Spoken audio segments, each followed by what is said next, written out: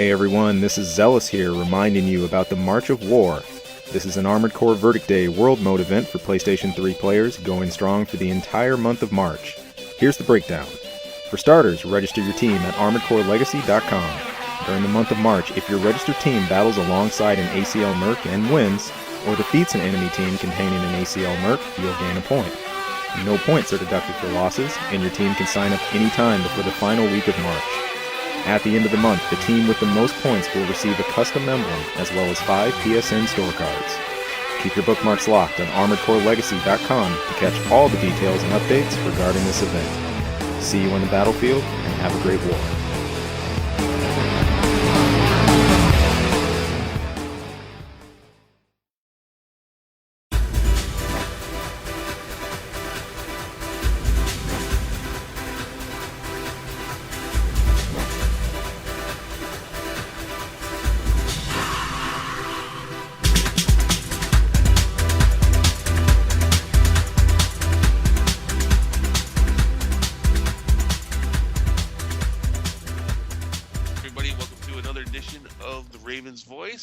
As usual, Tierson here, always with Zealous, hey, what's going on? What's up, guys? I got one word for you: chicken bone. And that is one word. That is one word. Look it up. Okay. This week we are talking about another part spotlight, the Moonlight. Moonlight special. Moonlight Special, which is a watch. We discussed this before the show. Yeah. I think that also had something to do with food, but go ahead and Google it. It's out there. And while you're there, Google chicken bone. So there you go. This seemed like the perfect complementary piece to the Kurosawa discussion we had at some point. When you tend to think of iconic weapons in Armored Core, these are the two that come up. Arguably, the Moonlight going even further back than the K-Saw. We will get to that. But guess what we always got to do? Tierson, kick those plugs.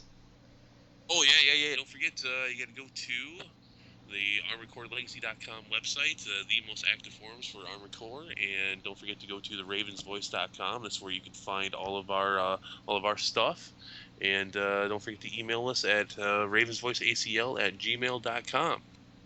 That's the one, right on. So I guess a little bit of a preface here before we jump right into the Moonlight discussion. Talking about March of War, a little bit about community happenings here. I know it's been a busy week for a lot of people. You've been super busy this week, Tierson. I tried to get out there a couple times. There wasn't a lot of people on. My life got a little bit busier. Yeah. Just a little bit. From what I've caught, the times I've been on, and on the especially just during the week. I haven't found as many registered teams this week as I did last week. I had a couple of good matches the previous week before where I joined like an unregistered team and we'd run into another group like maybe Apex or something like that. But not as much this week. I always when I go out to Merc I try to obviously limit that towards the world mode only. But skirmishes, whatnot here and there, and those are always fun in and of themselves. But not as many registered teams. So No, you gotta wonder. Spring break's out right now. I know for the tenants here where I work, they just started with spring break, so they give or take a week on that depending on where you're from. So maybe that's what's going on with that.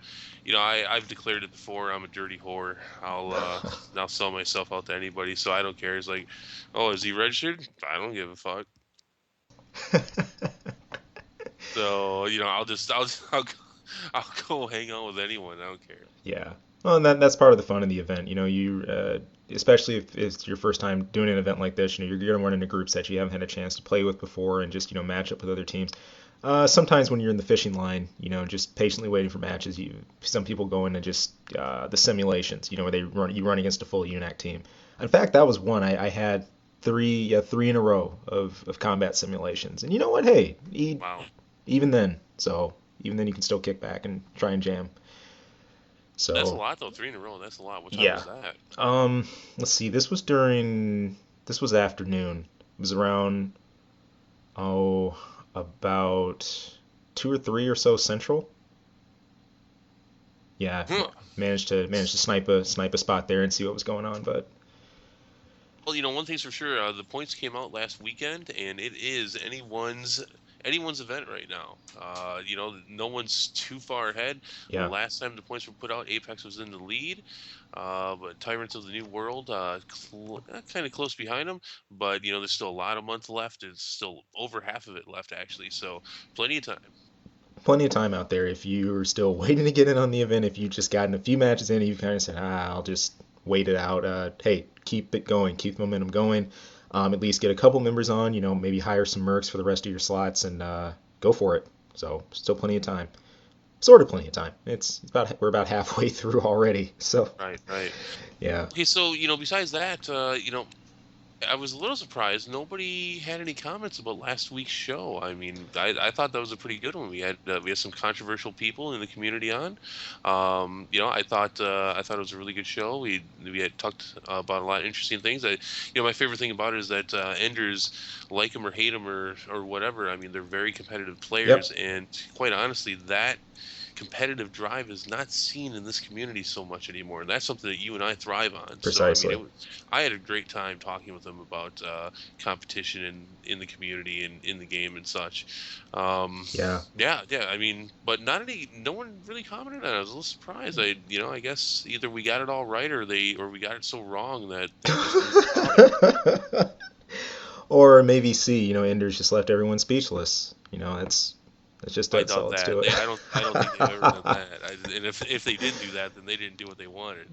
Oh no, no for sure. But yeah, we covered a lot of ground. Yeah, I think a discussion that centered around the previous War for November, current March of War, went into a lot of things, tournaments, communities, and we had some great talk in between segments as well. We had to transition during breaks because I think there were a number of members of Enders, at least the ones who were with us, who hadn't had a chance to get many insights into the previous tournament community, or like a lot of the old players of note, Overboost Gang, Booyaka, list goes on and on. So it was kind of fun to swap war stories with that kind of deal, and I hope we get a chance to do that again. So Yep, I'm going after sea monsters.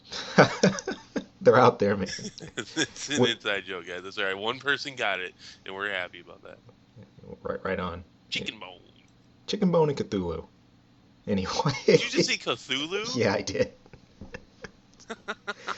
It's enough along the lines of Sea Monster. I had to throw that out there. So, but yeah, very few comments on that. Now, it was interesting. The show that we hadn't even done anything for yet. I was looking at the comment block for this week. Now, there were some great comments for that, I think, and we'll obviously at the break we'll jump. We'll talk about this more. Uh, Screw a break. Screw a break. Let's just keep going. Trucking right through. No, we're all right.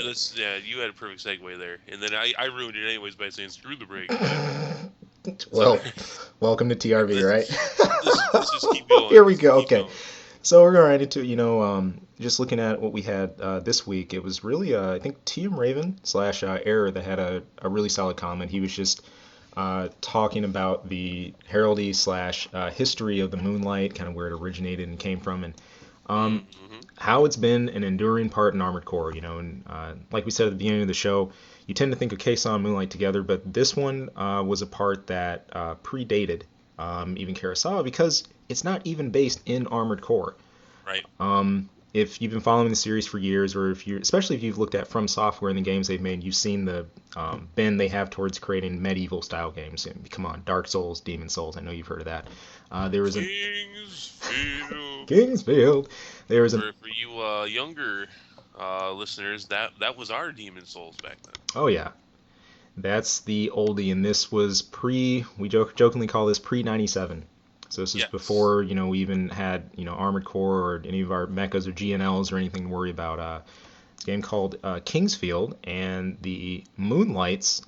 This was actually its first appearance, and it was pretty cool. It was a blade, a really sweet looking blade, but it kept that blue aura with it. It's always had that. And I believe I can bring this up.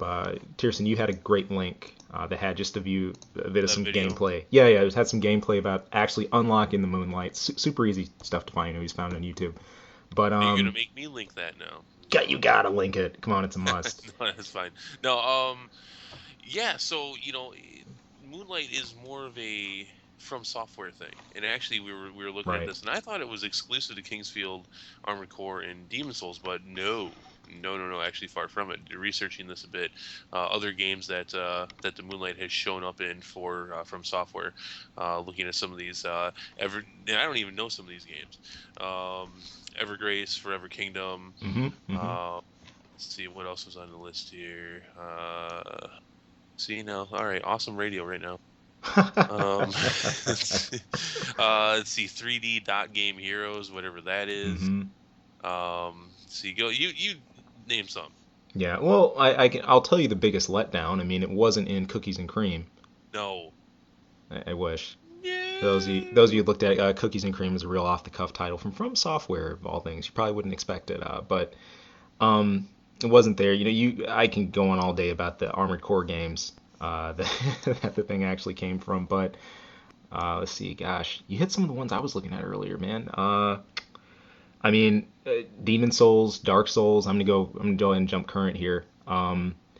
It's the spiritual, like we were saying, Dark Souls is kind of the spiritual successor to Demon Souls, but it did pop up in those as well, and it had some neat properties. What's his name? TM Raven was also commenting about that. I think in that comment page. I'm gonna jump back to the description real quick of the original Moonlight. This is kind of fun. The very first one, or the one that was in Kingsfield, it had a property of like 100 light, and so it could reflect light and like dispel dark. Hence the name of Moonlight. And I think the inverse version that you got of it in, what was that? Demon Souls. Demon Souls? I want to say, yeah. The one that you got in Demon Souls had a kind of flip property. It allowed you to like throw waves. I think I'm gonna quote TM Raven here. Oh boy. Um, this is a quote. Of course, also let it be known, this is a From Software staple, not just an AC staple. Moonlight makes its appearance in Demon Souls as a holy blade that can deal all of its damage through shields. In Dark Souls, it's a magic blade that can give off burst waves of magic power like the gay Bleach series. It was also it was also way back in Kingsfield too. So there you have it. It's kind of fun. The weapon was there, had some different unique properties for each version, and but the cool part it kept when you unlocked this item, when you found it, it tended to have the whole Arthurian legend, sword of in the stone, feel like kind of like an Excalibur. It was usually in its own secluded spot, usually up on a pedestal somewhere. And it's a real homage from paid to this in the early AC games. As we get into the rest of our discussion, you tend to find the earlier Moonlights on their own, in their own separate room, on top of a pedestal. So it's kind of like it. So cool that it has to be in its own room. Exactly, exactly. So yeah, I guess even since the earliest times we saw this, in Kingsfield and everything, I think that's where it kind of started forming the name in my mind. I always nickname it Blue Justice. Because there's just something noble about that weapon, and I've never been a hardcore blader in terms of AC, but I mean, I've always had a ton of respect for this thing. So, and so, Interesting. I'm sorry. no. What'd you find? I'm on the AC wiki, the Armored Core wiki, and Yeah. in general, I just kind of don't like what this guy has to say about this. I mean, he's. I'm going to read one paragraph. The Moonlight is often paired with the Kurosawa laser rifle, originally the best laser rifle in the series. This part combination is frequently used by the highest-ranking ACs. However, with the Kurosawa gradual decline in power and general usefulness, this combination was rarely used. I don't know who this guy is, but he needs to not write on the AC wiki. We've we done a This whole sounds like he's segment. almost like taken out from some clip from Software. I don't. Well, I mean, obviously, I mean that's opinion of it becoming a less useful weapon. It's if you think about it, it's always been specialized in a way with what it's done. I mean, it's in AC2, it obviously has super dominant role. In AC1, it was very powerful, but it's always been a specialized laser rifle. So it's one of Well, its worst days when it got renamed the Canopus, but that's a nightmare I won't go over right now. So. we have to go over that because Air talks about that, and Air says that it's been around in the series longer than the Kurosawa. Basically, this is true, but there has to be an asterisk to that because the Kurosawa was in AC4 if you ordered it. It was like some kind of special order. Mm-hmm. Which is this was part of the JFK style controversy, crazy stuff that we that's so difficult to track down when you're looking for AC info. I think You had done a lot of digging on that one, Tierson, and you looked into some info on that with as far as the pre-orders and how strange that got and what was actually um, parts that were, still part of the code listed in game, but you couldn't just unlock through a mission, made a full appearance, weird stuff. So I really would like to weird. know. I would like to know how the community feels about that as a whole. Do you count the Kurosawa since it was in the game, but it was like special order only, or do you not? We've I don't think See, we've ever really dealt with that, and that does go into the Moonlight because we were talking about this. Moonlight has generally been one of, uh, if not the best weapon, laser blade, anyways. Of course, that especially in five, as most things with five depends on your play style and your AC. But you were talking about how I believe was it Japanese only for Last Raven Portable.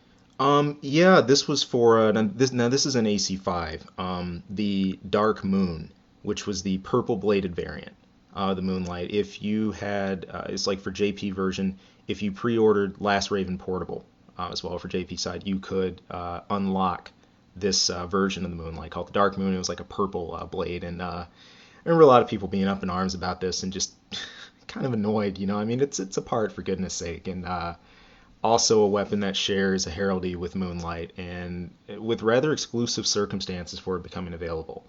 Um, that kind of messed up the pool a bit. They, ugh, not too happy with that. But it's one of those things, I mean, we talked about this before. It's bad enough we were behind on so many of the online things for so many years, but having a part locked out like that, bad times. But regarding it, if it should be named along with AC4 or not, if anyone else has info on the order, hey, I would actually love to see that in the comment section, or someone email us about it or drop us a line in ACL.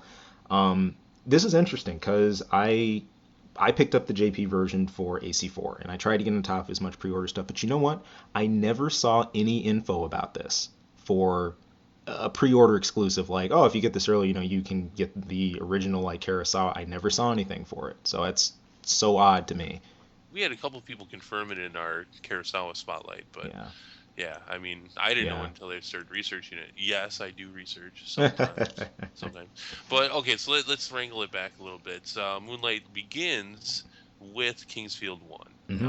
This is where the weapon starts, and yeah, we're talking early 3D graphics. We're Yep. talking early 3D worlds. This could be dated not too far past the original Doom.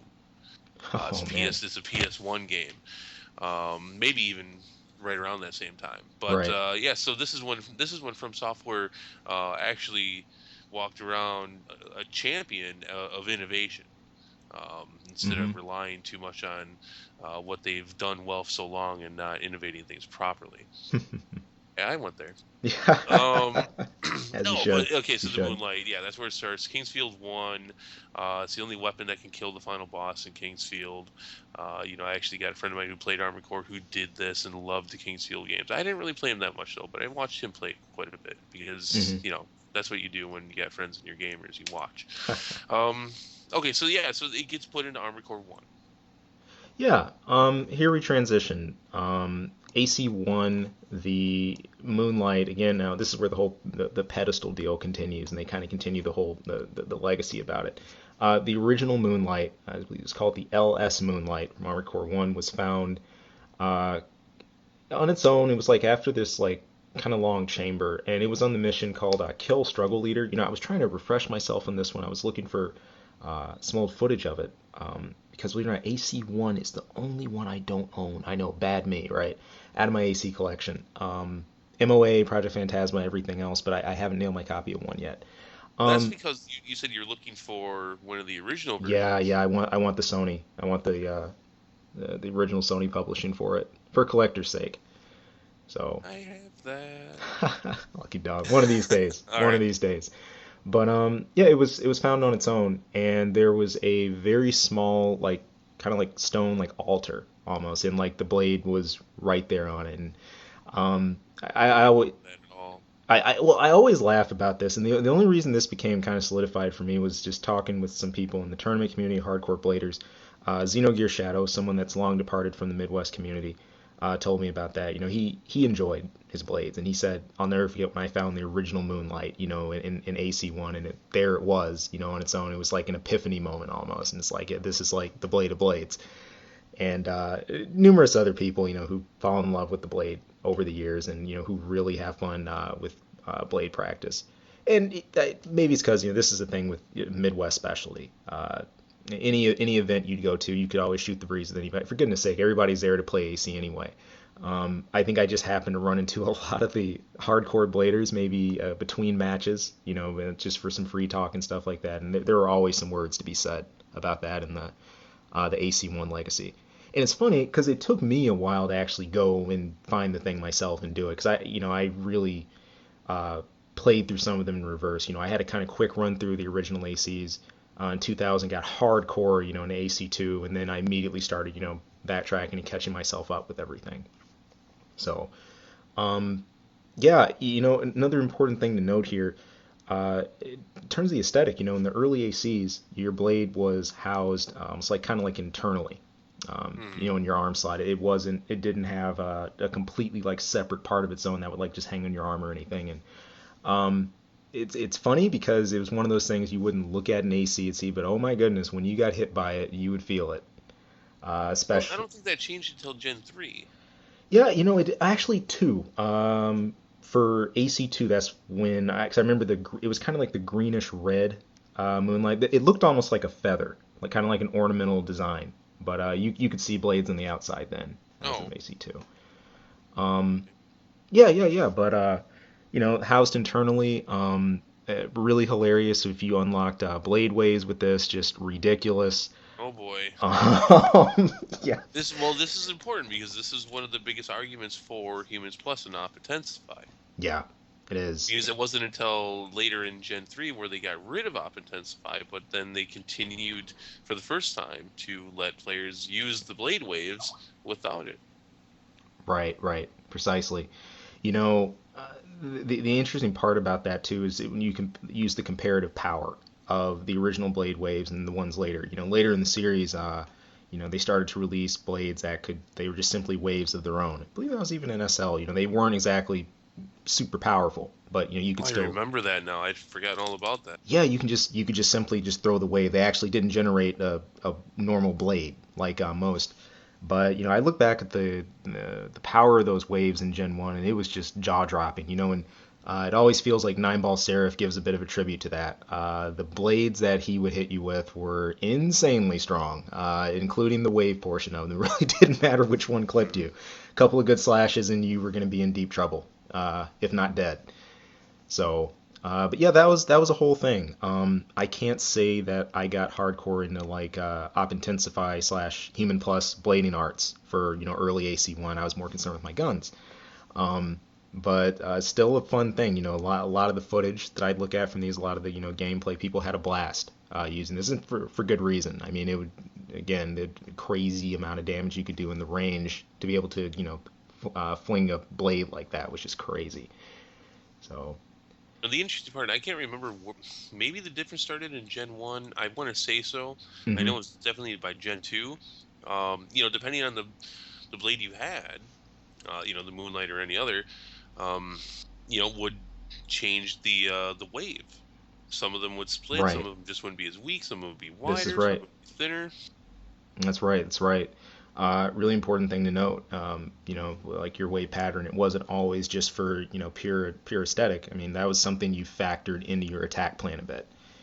Depending on what you were using, depending like on how you threw it, and things like that. Now there are some small unknowns that I never delved into that I'm actually interested in, such as if there were specific, and I don't know, this could just be all folklore, but if there were specific stats that would affect specific properties about your blade wave. That's one thing I always wondered about with AC, but I never researched that in depth or anything. So I don't know. neither. If anyone's got info or you want to share some more stories about that, by all means post up or drop us a line about it. But that I think that'd be cool to hear about. Um, a major reason I mention that is because when we're talking about the Moonlight, some of the classic attributes of it, besides being extremely powerful, it has some of the best blade range out there. great range, great power to it. Later on, it becomes can be kind of draining to equip and everything like that, and like semi-heavy, but still, you'd always exhibit those things, so it would make itself a standout amongst blades. You knew what to go to in terms of if you want blade strength and accuracy, etc., and good range, that's what you pick, and that's what you pick up on, and it maintained that. And that's the neat consistency about the Moonlight, even through all its different incarnations. It's never a dulled down, simple blade that only deal like 1,000 AP worth of damage. It will hurt, almost regardless of what game it hits you in. So I think even nowadays it's still the standard bearer. oh, it is. It is. I not gonna lie, I can't help but smile if I see it go off, especially when you're like maybe like 500 or 600 away, and you can just see like the full graphic of it, and you just see just that blue. Beautiful. So, man, I oh don't man. think I don't think it is used as much anymore now. No, I mean, I don't see that. I mean, as much. Obviously we got properties we can tweak with. People. We talked about last week. A lot of people enjoy using the Kumo.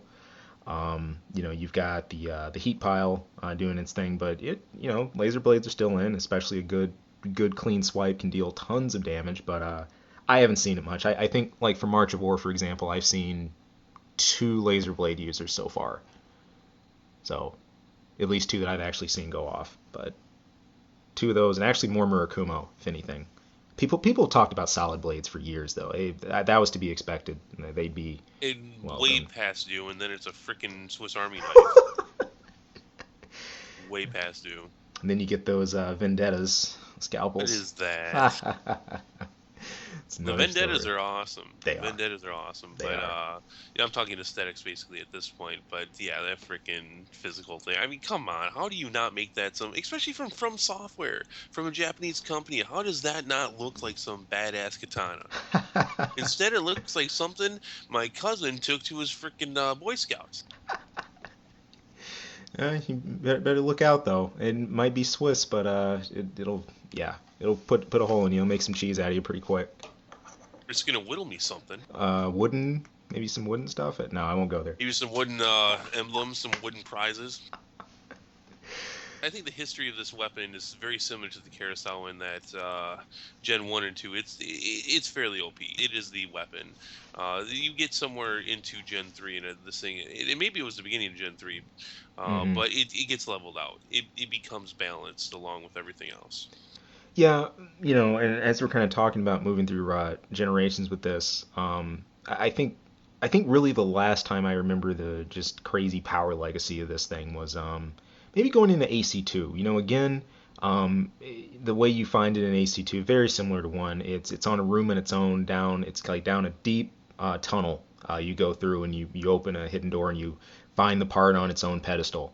And this was the first time, this is kind of cool, actually seeing the Moonlight, mounted. It had, like I said, it reminded me of almost like an ornamental kind of like feather like design. It was like a greenish red tint with like silvers, really strange looking, but awesome. And I just remember the description about compressed, energy for it, and again, the signature blue blade hurt like nobody's business. Still super strong. Always something you'd see on people who like to really pack a hardcore punch with their blades. Yeah, again, higher end, drain upon use and things like that, but maintaining a lot of those properties we saw via AC1. Naturally, though, parts are starting to open up a little more. There's slightly more selection now, but it's still really in a category of its own, I think, at this point when it comes to just raw power and also, usage and blade range. Uh, So, do you think that the appearance for Gen 2 was the most iconic? um, for me personally, like I do because that's where I mark the point. Like, oh, holy crap, it became visual. Like there it is. Like that's the Moonlight. So that sticks in my mind very prominently. I That's think interesting. yeah, a lot of players would probably say the opposite. They say, oh no, the one in AC3, the yellow one, Yeah. because we've seen that so long. And certainly Well, I can and see plus that. it's basically the color and the size of a school bus on their arm. see that Yeah. thing from halfway across the arena. I was like, oh You god, he's got the Moonlight. you always knew it, and that was a kind of good thing about it. You could be approaching someone and you could look, and you didn't even have to see their AC in the gallery. You clearly saw what was equipped, and it gave itself away.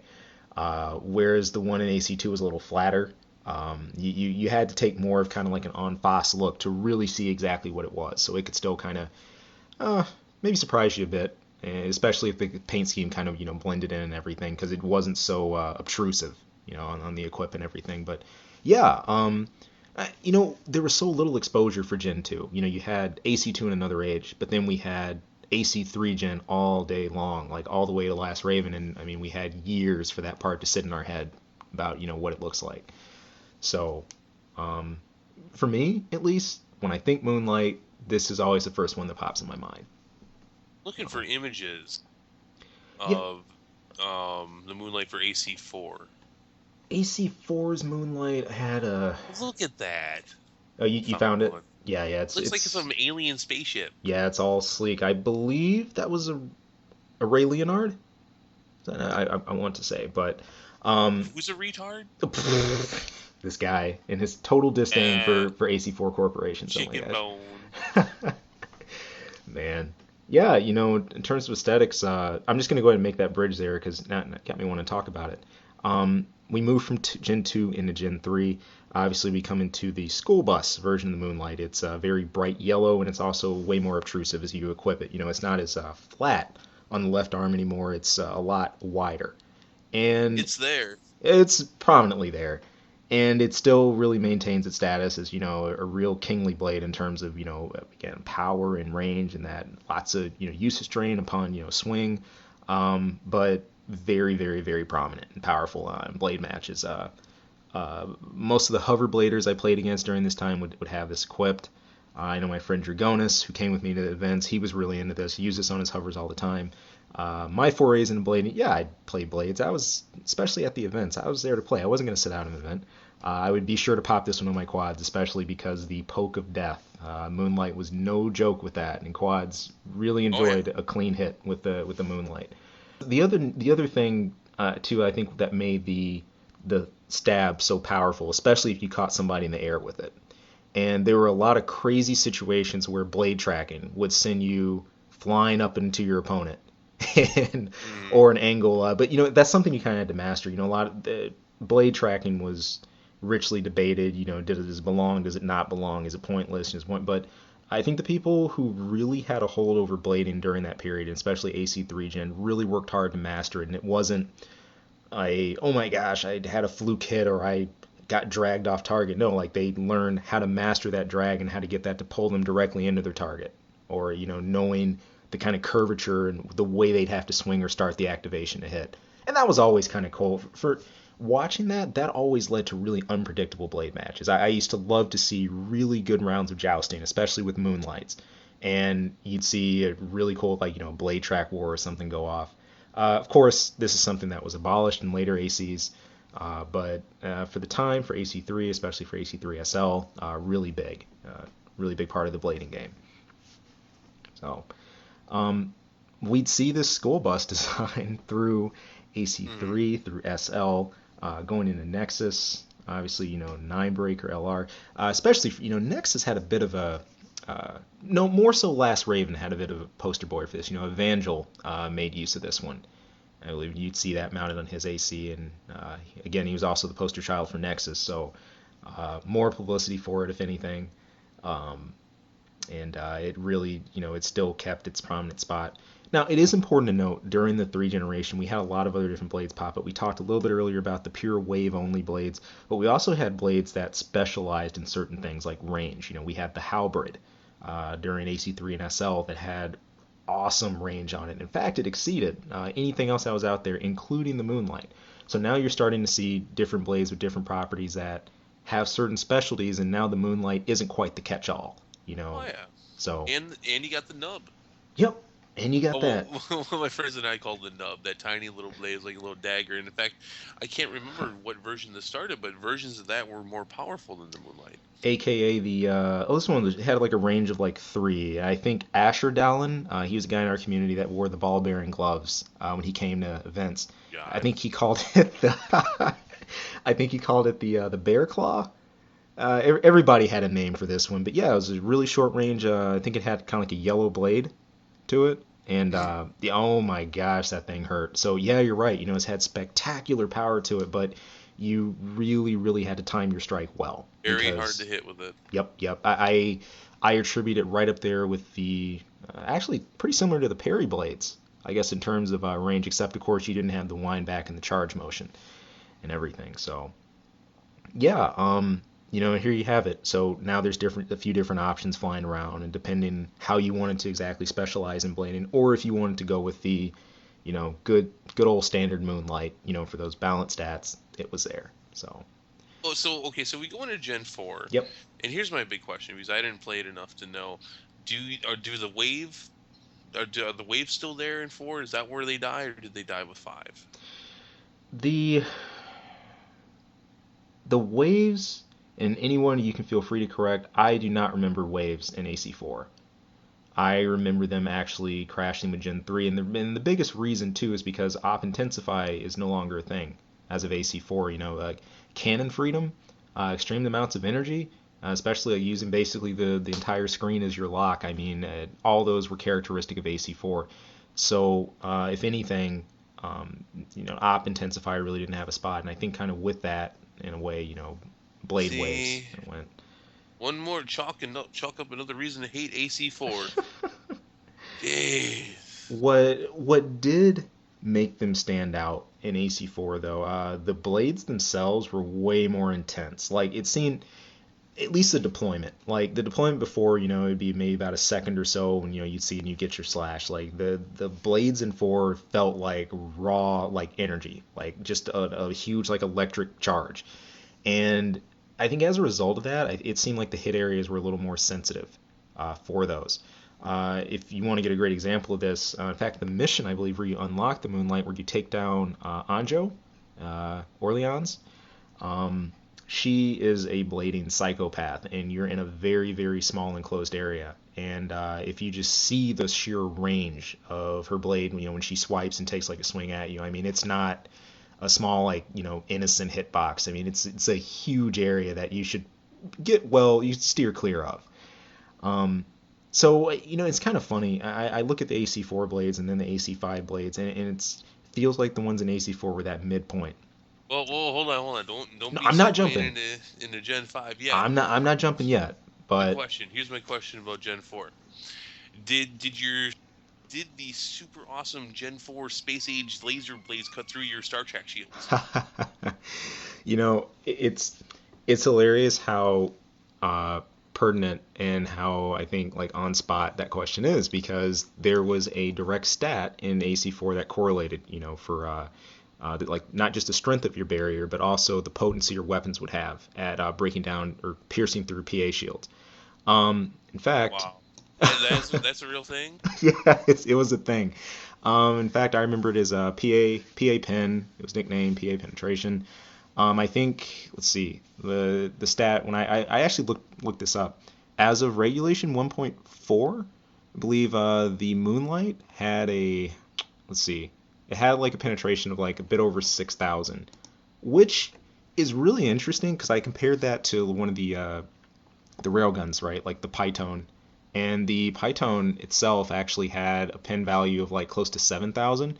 So I mean that actually tells a lot, like in why a powerful blade was still lethal. It not only had a ton of attack power, but it had an actual pretty nice punch throughout your Star Trek shield. So even if number one had the bridge, even if you put deflector shield to maximum, this was gonna Wow. hurt. So I went there. Wow. Going Yeah. there, Yeah, but it no, it had a really good value to it, and packed I think like a bit over 18k attack power. So in AC4 terms, yeah, it was still strong.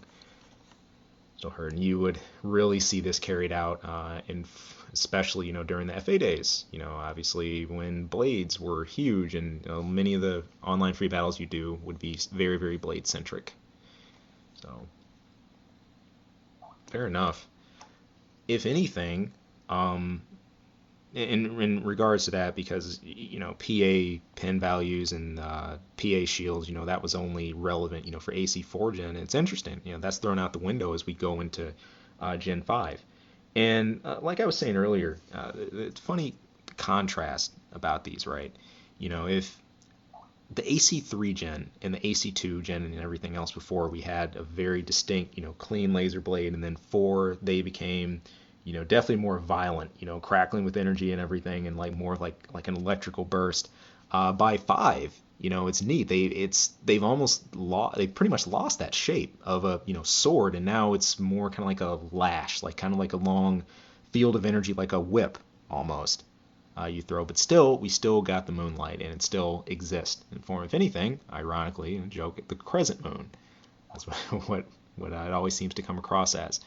Um, A couple people comment about the appearance here in the post that we put up for this show. yeah. They're basically saying that they don't like how it looks. hmm I can't agree with that. I think it looks pretty awesome. Yeah, it didn't. I can't say this design really bothered me. In fact, I really love the particle dispersal when you have this thing deployed. Like when it's primed, it kind of it disrupts at least the waves, right? The pulses it emanates. It kind of like disrupts the air, and there's kind of like a small particle field that comes from it. I think that's a really, really cool effect. It's like Hmm. the Moonlight before was just kind of there and it's prime you, and it wasn't until you swung you knew, all right, it's there, I got a Moonlight. But the 1 in 5 feels like I'm sitting here burning, I'm waiting to cut you into ribbons. And Oozes with yeah, power. Oozes. it feels like you feel it more before using it. So especially with dualies, it's really fun when you're wielding it twice over. As we mentioned, the Moonlight for the AC5 version had its other brother, the Dark Moon, that was available for pre-ordering, LR Ooh. portable, JP side, all right, and had a purple blade to it. But by this point in the series, where we're at now, you have a ton of blade options. Blades again don't even exist in only laser form. You've got a blade type for each type of damage out there, and really it's interesting. The Moonlight today still maintains those classic traits we've seen for so long. Definitely pulls from your energy per swing, very high power, great range to it. All those things are still there, but it has, I think, enough to balance it against and other clear options. Instead of want a powerful blade, equip this. That's the only thing, or that's like should be your go-to. No, there's definitely plenty of other options now, depending on what kind of I loadout you're think running with there's more AC. blades than ever. No. I have not done a count, the exact amount, or compared the count. That would have been a good thing to compare the count of blades of like 5, let's say, compared to third gen, maybe second gen, maybe some of fourth. But yeah, it does. And heck, I don't think that's just a mirage of an appearance at all. Yeah, plug mirage. Yeah, right. Oh boy.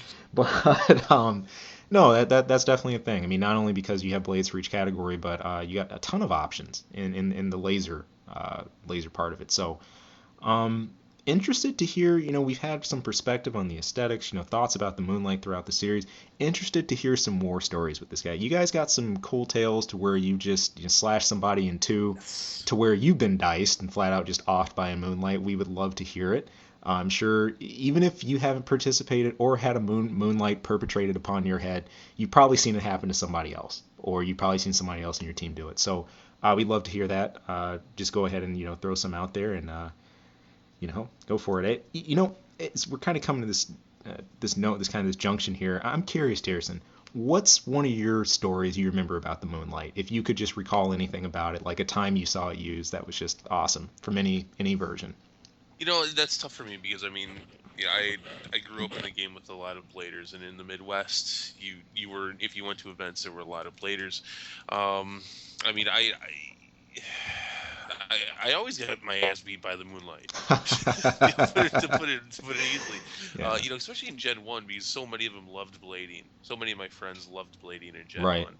1. Um, So I can't think of anything specific offhand. I mean, I remember blade or Moonlight blade fights specifically. Like that was the only weapon you could use.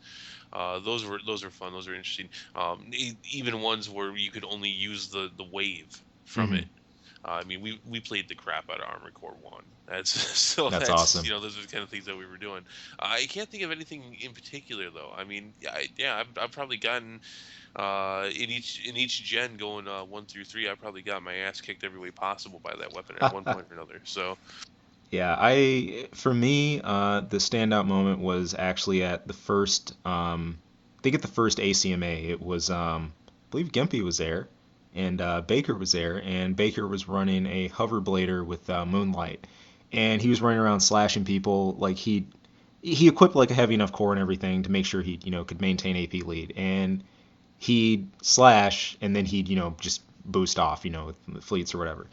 And that's probably the hardest I've ever seen anybody rage about getting bladed. Like Genpei was genuinely angry about that. He was livid that, like this, this little punk, just little pencil neck, he's just gonna do this and then run off, and man, that's not even blading. I That's think I not a. vaguely remember that now. He was like really mad about that, and I watched that whole match. That's where it stood out for me. But I mean, it's not like he had to hit him like 8 times. I mean, he got probably 2 clean cuts, and that was it. He just booked it for the rest of the match. No, I So, remember that. Gimpy. I mean, he and I started Armored Core together. We were yep. friends. We were in that group, and for AC1, I mean, he fancied himself quite the blader. Yeah, And he was quite good. it But I was. remember him, yeah, because I mean, he went to all the ACMM events, and and the ACMA one. Hmm. Um, or wait, no, that was the Puria event. Right, Puria. right, But right, yeah, so um, I remember. I mean, he was a very chill guy. If any right. of you guys listening, you probably remember GMP was probably one of the chillest of guys you would ever meet. But he was pissed. I Oh remember him man, bitching about that the way home. crazy, crazy. But it's neat. I guess I didn't run into the prominent bladers, at least in the like when it came down to playing a main event, right? Like I played probably the best Moonlight player I played was like Sharon. When he was still around. He came for One of the best ever. yes, he came for a gathering event in Peoria once, and we got to kind of kick around and play during the day. That was great. I never got to play him in a formal tournament setting though, but most of the players I'd run into, it was far and few in between. I ran into Moonlight more in like free battle matches or just matches between the actual event. I could probably again just count on a few fingers the amount I've actually encountered it, in a match. But something I always remember taking pains to dodge if I saw it. Wu Fei, especially, was one. His Carousel and Moonlight. He would always carry both those around. If I played him, I know he would have it. So um, this is a weapon that would always give me a real nail biter moment. And if you saw it coming or you saw the blade lunge, it's like, oh crap, get out of the way. You don't want to be anywhere near that. I do not want to lose this match by having a 3,000 plug taken out.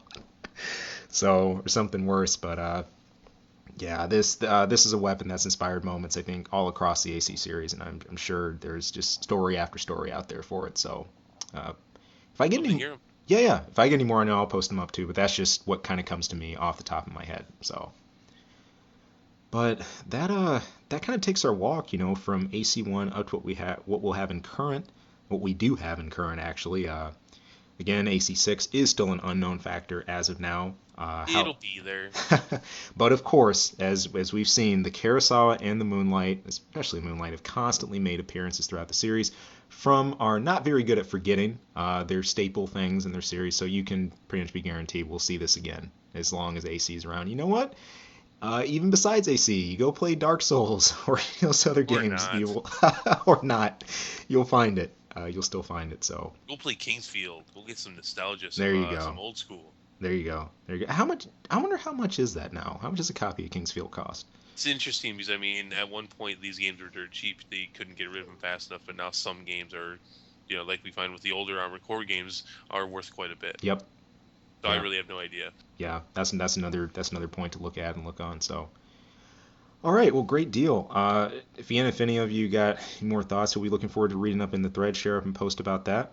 But that's gonna do it for us. So thank you for tuning in. Thank you for listening, and we will catch you here again, same time, same place. Take care. You have a great weekend. Rock on. Enjoy your spring break, guys, and see you out in the battlefield. Peace.